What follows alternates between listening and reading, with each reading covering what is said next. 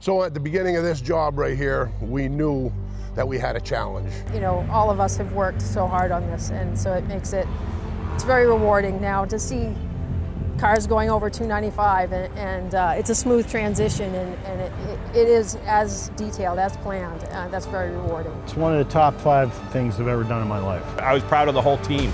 Proud of Cianbro, I was proud of Shaw Brothers. I mean, we put this thing together.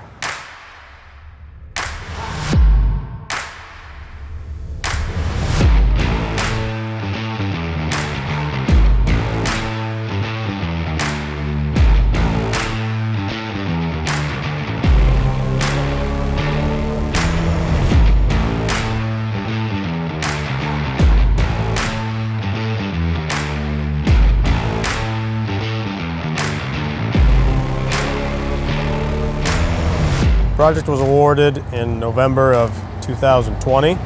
The team started on the job in December of 2020, and a lot of planning went into place, understanding kind of what the expectation was, using SPMTs and moving a bridge, and over the course of a weekend kind of took a little while to sink in and understand, okay, we've got a pretty tall task here that we got to accomplish.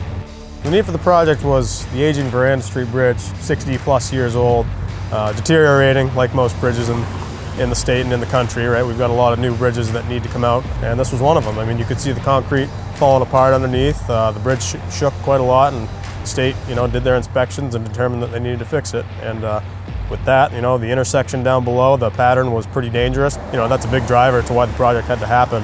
And just the intersection between Route 1 and I-295, busiest corridor in the state of Maine, they chose to go the accelerated bridge route. The kickoff meeting for this project right here, we got together with the management team and we said, in order for this to fly, we got to have everybody buy in. And by buying in, I mean attitudes. It's all about watching out for your buddy and watching out for each other.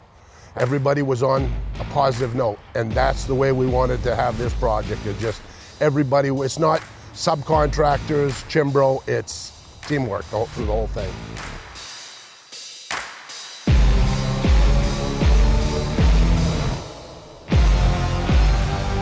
Shaw Brothers' role in the Veranda Street Bridge replacement was to work closely with Cianbro to perform all the site work, all the excavation, all the infrastructure work, to help coordinate this bridge movement. The work that Shaw Brothers had to do during the 60-hour closure was we brought in 15 excavators and placed them throughout the job site at 7 p.m. We started with 8 excavators with hoe rams, we had grapples, we had shears, and we demolished the bridge. We had that bridge drop down by midnight or so, and it was cleaned up by 6 a.m.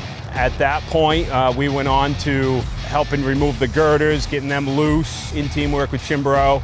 We also started box cutting, getting ready to place gravel in and start building the roads back in. We also had to grade for sleeper slabs, the approach slabs, and it was quite a bit of teamwork, a lot of planning and a lot of meeting with everyone involved.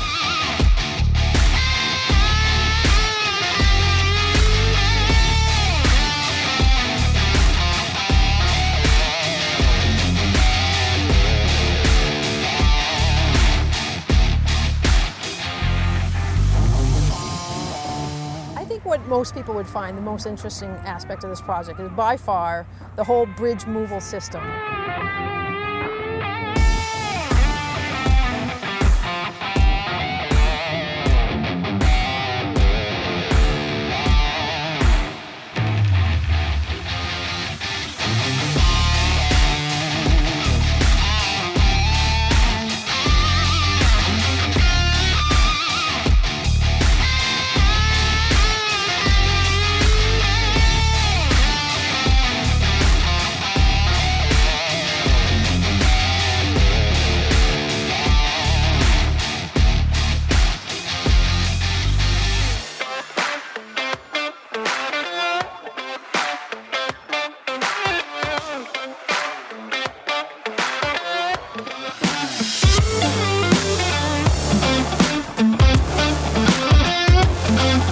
I don't think anybody will, really know that it was moved in a weekend, right? I mean, anybody who's coming from out of state who doesn't know anything about it, it's just another bridge to drive over. But lot of work took place here in one weekend and all last year. So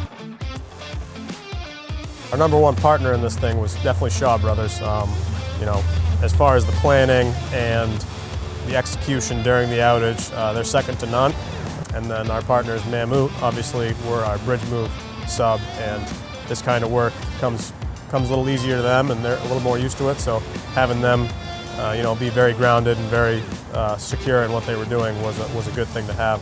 We had some of our senior team members come in to provide some support. Bill Dusty, he's our SPMT guy. He supported Mammoth in their endeavors and getting ready for the outage and during the outage. We had Chet Muckenhern, recently retired Cianbro team member, as our outage coordinator, and Brian Hartness, general superintendent for the entire outage as well. And he did an excellent job coordinating and assisting with all of the planning and really taking the lead on that. As far as the crew, we had Ryan Marcotte. He led the charge on the precast approach slab installation, which was a pretty big component, with Kevin Pond and DJ Robinson. And then Cliff Albert was another general foreman who was on with the bridge move. Down at the joint projects, we had John Wheaton, Cal Senesac, Eric Lane, a lot of different folks down there, Keith Ryder, all doing their part to make sure that we got that work done. A little less glamorous down that way, but just as important. We'll still be working on that after the outage. But all in all, we had hundreds of people come through the job to get where we are today. So definitely thank every single person who's been here.